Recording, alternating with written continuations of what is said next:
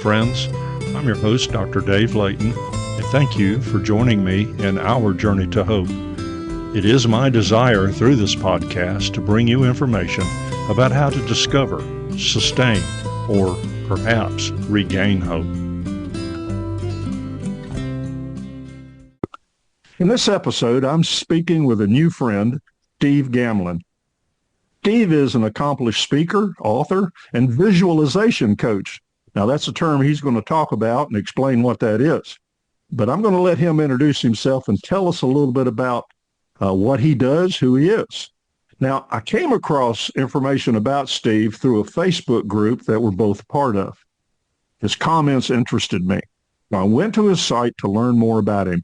And from what I saw, I thought he'd be an excellent guest, providing us insights into helping discover, sustain, and regain hope. Well, hello, Steve. Hey there, Dave. Thank you so much for having me. I'm looking forward to our conversation. Great. Well, before we get to talking about it, tell us a little bit about yourself. Yeah, my name is Steve Gamlin. I live in a little town in southern New Hampshire, and for the past 20 years, I've enjoyed life as a keynote speaker, visualization coach, creator of a program called Vision Board Mastery, and prior to that, a 10-year radio career, and somewhere overlapping my early years of speaking with 7 years as a stand-up comedian. So here we are. By the way, I did a teach a class called the Healing of Humor, because it is such it's a. Oh, and by the way, I had another class I would teach called Life is Not a Stress Rehearsal. And it incorporated humor. So I love the idea. All right. Well, great. You use the term visualization coach. Now, that's something we don't run across every now and then. So what does that mean?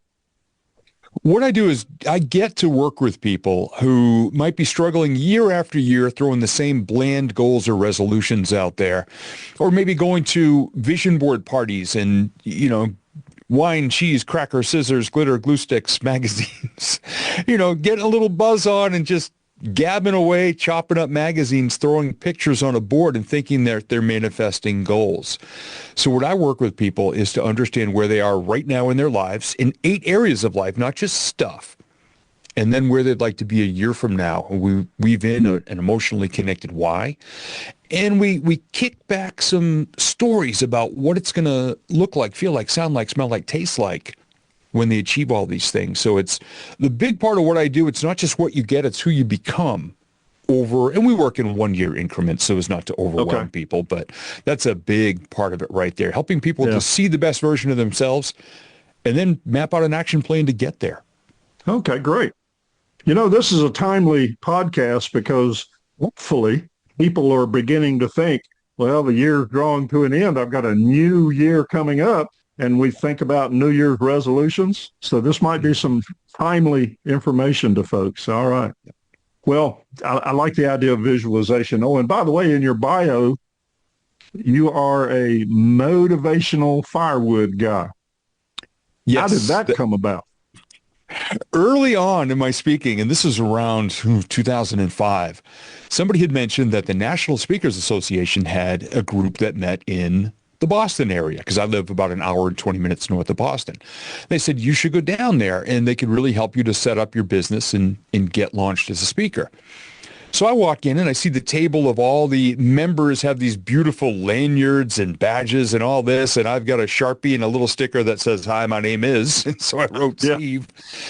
And a gentleman down there named Don said, oh, Steve, it's great to have you here with us visiting. And so what sets you apart as a speaker? I just said, well, I want to help people. He goes, well, we all do. Yeah. But what makes you different and unique? And for about 3 minutes, God bless him and his patience, he listened to weak, feeble answer one after the other. And finally I said, Don, if somebody's coming to hear me speak, it means they've got a spark of something that they want to improve in their lives, but maybe they don't know what to do with it. Okay. And if I share a tip, a tactic, a story, a lesson, a strategy, and it resonates with them and they get up the next day and do something, it's like I handed him a piece of motivational firewood or something. And he snapped his fingers and he goes, that right there, young man. There you go. He goes, it's very unique. He said, and on a business end, he goes, look about trademarking that phrase. He said, but the way I just saw your face light up when you said that and explained it, he goes, I know that's what you're really all about. So Right. always Okay. remember that. So here we And are. that lends itself to your idea of a visualization coach, I think, because I can visualize a stack of firewood. I grew up as on a farm in Arkansas, and we burned firewood for heat. I know what firewood looks like, and I think we all do. So, okay. Yeah. Well, that's great. I also want to ask something that I saw on your website. And by the way, I'm going to put the website and your information in the intro, so we'll have that. But you said, and by the way, this phrase reminded me of the quote that I'll share. But anyway, it said, the higher we climb, the better the view. So talk to that just a little bit. Yeah, the more we advance, and I talk about life, and a lot of people talk about climbing a mountain. I talk about it like an old wooden roller coaster. And we all start when we're first setting a goal at the parking lot level. And these old rides don't hold a lot of people. So you want to make sure you surround yourself with the right people. Any one of your goals is at the top of that first hill. Now, you can't start halfway up, and you can't skip over any steps. You have to sit there and go click, click, click, click. You have to do every single one, as boring as that may seem some days. But once in a while, when you look over your shoulder, you realize how far you've come. Now you're above the parking lot. You got a better view. You can see farther. You're closer to your goal, so you're excited about that. But not enough people realize that it's a long process to get where you want to go and become who you want to be. So the higher you climb, the better the view, and the closer you are to achieving your goals. Wow. I like that imagery because as you were saying that, I've been on a roller coaster and I could even hear the click, but you build up. That's right. Yep. Okay. Well, I thought of the quote, you know it, you've heard it from Sir Isaac Newton. If I can see from afar, it's because it is by standing on the shoulder of giants. Yes. And I think that's just a critical part of it. As we're building and developing and all of these things, it helps to realize I'm not in this by myself. There's resources out there, folks around me. And sometimes, and I know in my life, I stand on the shoulders of giants. Yep. So that's just a big part of that. it. And that's a big reason, too, why when I hear these people out there saying, I am 100% self-made. No, you're not. No. That's got to be one of the most arrogant things I've ever heard. Now, everybody who's in our lives and our coaches, our mentors, all the podcast hosts that I've been very blessed to be a part of and have conversations with, every single part of my life and anyone who ever crosses my path is a part of my journey. I would never be so arrogant as to say. Now, some people are cautionary tales. I get that. Good. We just have to learn something. Either you want to be more like this person or you really, I don't want to be like that person. So I'm going to be like this person instead. Yeah. So, giants, everywhere. In education, we have a term, we have what we call an example, and then we have a non-example. So yes, there's people in our life that's a non-example of where I want to be. Mm-hmm. They are somewhere, but that's not where I want to be. Exactly. Right. Well, again, the podcast is about hope and helping people discover, sustain, or regain because we find ourselves, you use the example of a roller coaster and you know the expression of an emotional roller coaster. And I think sometimes we have hope roller coaster, if I can use that. We're going along great, things are great. And then all of a sudden our hope is challenged. So I'd like to understand your concept of hope. And by the way, where I'm going with this is to tie it to a vision. So please go ahead and go with that. Yeah. Hope for me is, and I love thunderstorms, like the wilder and the more violent the thunderstorms are, the better, because I love thunder and lightning. Okay. Hope for me is when the storm is just about over and the sky is still jet black with clouds, but all of a sudden there's a little pinhole of light that comes through. Uh-huh. That to me is hope. And as high and as low as I've ever been in my life, what I do, it's easy to complain about the clouds. What I do is I look for that little pinhole of light because I know the sun's on the other side. The sun is always on the other side of every storm. It doesn't matter. The sun is always on the other side. So wherever things are in my life, I do my best to look for that tiny little crack in the blackness. when that ray of light starts to come in, and, you know, kind of in the way of a leprechaun and a rainbow, I want to be under that little ray of light that's coming down. Okay. Because I know it's going to widen out, then I'm going to have more light and warmth all around me. So Yeah. I aim for that. I do my best to, and that's where hope lies. Okay, great. You know, I appreciate you said that. We have not discussed this before. In the book I wrote about hope, Our Journey to Hope, I talk about coming out of a deep, dark night, which is what we feel like when we're challenged with hope. And just as the sun begins to come out, you see that spark of hope. I use spark, hope sparked, hope sensed, hope seen. And that's as that, you use thunderclouds. I like that. Yeah. The clouds begin to break and come apart, and you can even see the sun shooting those rays out. Mm-hmm. Again, that's great. All right. That's a wonderful concept of hope. And so now vision is just critical. So talk a little bit about why vision is so important. I think it's so much easier these days more than ever before to get dragged along with the flow of the energy that's going on all around us. Oh, yeah. Good and bad. Exactly. And it just seems to be getting louder for the bad noise. Yeah. It gets louder, and with the speed of social media, the internet, and now AI, artificial intelligence coming in, it's almost like it's this nonstop river of garbage that's just swirling around us at all times. So for me, the vision is finding your way out of that. It's saying, well, I can get dragged down this river here, but I would rather be here. Well, describe that place. Describe how you want to feel every day. See, I don't want to get caught up in what I referred to this in a conversation recently. I said it's like anger porn. When you're looking up things to be outraged about all day long, and what that does to your personal energy, and it takes you totally off your path, off your road, away from your vision. We got to be real careful about that. I mean, there's more anger and chaos and drama and doomsayers out there now than I believe there's ever been. And I actually said this morning in a video that I made in our driveway. I said, look, these people have been around forever trying to get you off their game. They're going to be screaming forever. We're still here. I'm still here doing my thing, despite all the bad energy that's out there. People trying to knock me off my game. I'm still here. Yeah. And we're still here. So I have hope always that I'm going to win. Well, I tell people we're in the hope business. And that, I mean by that, we are about sharing hope, helping them develop hope, all of that. Well, vision and hope work together. And in a previous conversation, I talk about how if I have hope, I have a vision. If I have a vision, I have hope. So they go together. So again, your thoughts on that? Yeah, sometimes we only have the hope, and that can come from when we're right on the downside of something that happened to us in our lives. We can have the hope that it'll get better. We may not have the full vision yet or the path, but we're just kind of sitting there saying, well, I can sit here in the ashes and burn off the rest of my tail feathers, or I can come out like a phoenix and rise up to the next version of me.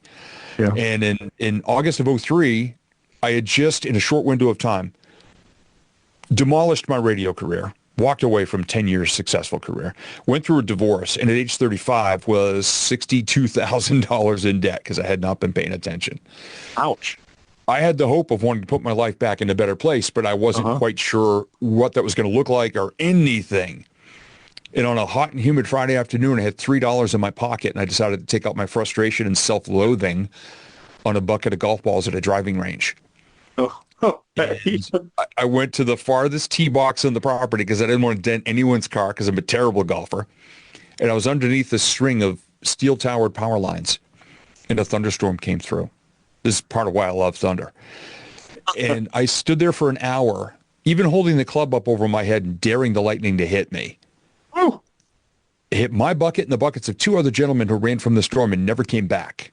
And at the end of the hour, I couldn't even lift my arms anymore. I got to my car, opened the door, and the rain stopped, and the sun came out, and I just shook my head and started laughing. I thought that was so funny. And I look up, because God and I have a good relationship. I look up and I wink. I go, well played. Okay, I'm laughing Well again. played. Okay. The next day, I told that story to a brand new life coach I just started working with, and when he stopped laughing, he asked, have you ever thought of being a motivational speaker or a stand-up comedian? I think you'd be really good at both. Okay. What he did not know is that when I was 11 years old, I wanted to be a radio DJ, an author of my own books, a stand-up comedian, and a teacher of people. Okay. So from that conversation, the vision got like jumper cables. The vision got jump-started. And I threw myself face first into it. 2 weeks later, I was in my first comedy class, and a week after that, my first Toastmasters meeting. Okay. That's great. In your bio, and where I want to go is we understand hope, we understand the importance of vision. And so where I want to go is how I begin to develop a vision if I don't have it clarified in my mind or never have had a vision. I'm just existing. In your bio, you talked about having a mindset. And so, again, that's where I want you to go with it. How do I begin to develop a vision or strengthen the vision I might have? Yeah. I ask a lot of questions when I first have a conversation with people. And I just say, okay, where's your life right now? If you're a numerical person, throw me a 1 to 10. And we work in 8 areas: physical health, emotional well-being, closest relationships, your core values that guide everything you do, your faith and spirituality, your connection to the world in real ways, which took a beating during the pandemic for a lot of people: depression, anxiety, addiction.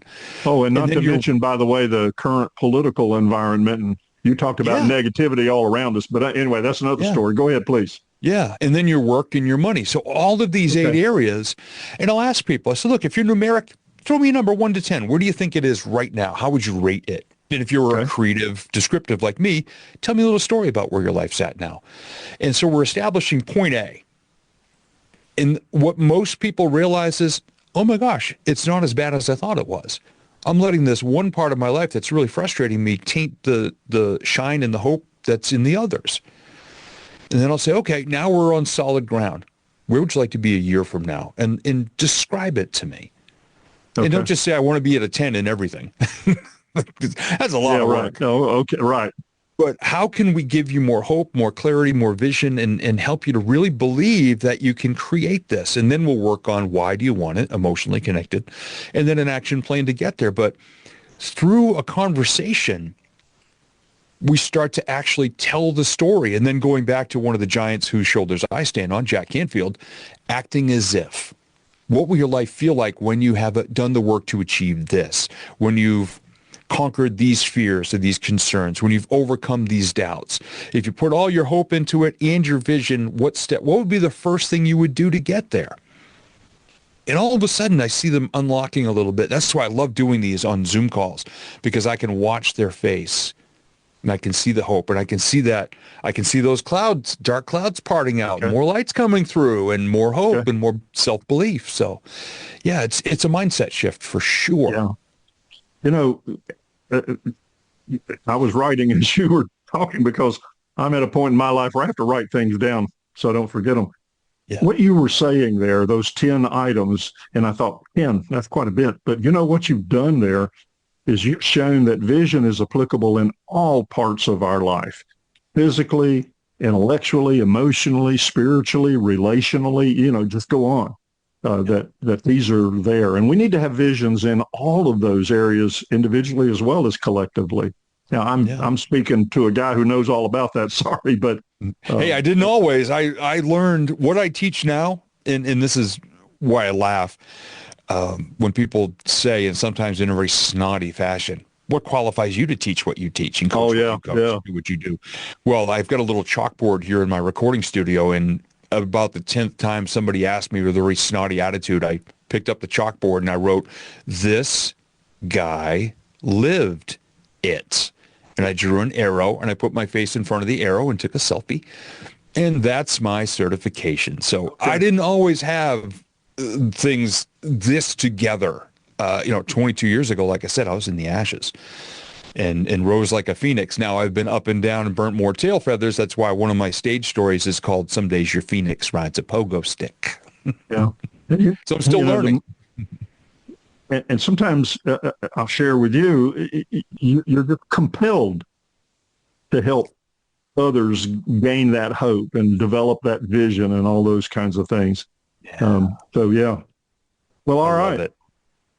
I once read a comment. It sounds pretty negative, but it has a lot of reality base to it. everyone is either in a crisis or will face a crisis in life. Now, we can define crisis all day long, but something is happening to people, or it's going to happen to people. And so, again, your thoughts on that, about facing crisis and being prepared for it. Yeah. I had a saying back when I owned a DJ business for 28 and a half years. I was part of 1,700 events, and I had one stone cold law that I told everybody. Chaos is 30 seconds away at all times. So let's do our best to work together to make sure we can minimize the damage when it does. Yeah. And it comes down, a lot of it comes down to your attitude, your reactions, your responses, and your sense of hope that we can get through this. Not everything is a be all end all ever. Right. You know, I've made it almost 57 years. It may seem that way in the crisis of the moment, but yeah. Sure. And the first book I ever wrote was 16 short stories about the most bizarre things I'd survived as a wedding DJ. Things that some people would have said, oh my gosh, it ruined the wedding. And I'm thinking, I'm taking notes because I got a book out of it called Table 7, Your Centerpiece is on Fire, which did happen. So positive attitude, bride, groom, their family, myself, guiding them and holding that lantern saying, hey, come on back over here. Good stuff's happening. Yeah. And I got a book out of it, and I got a bunch of stories about overcoming when tough times show up. And what a story they will have to tell.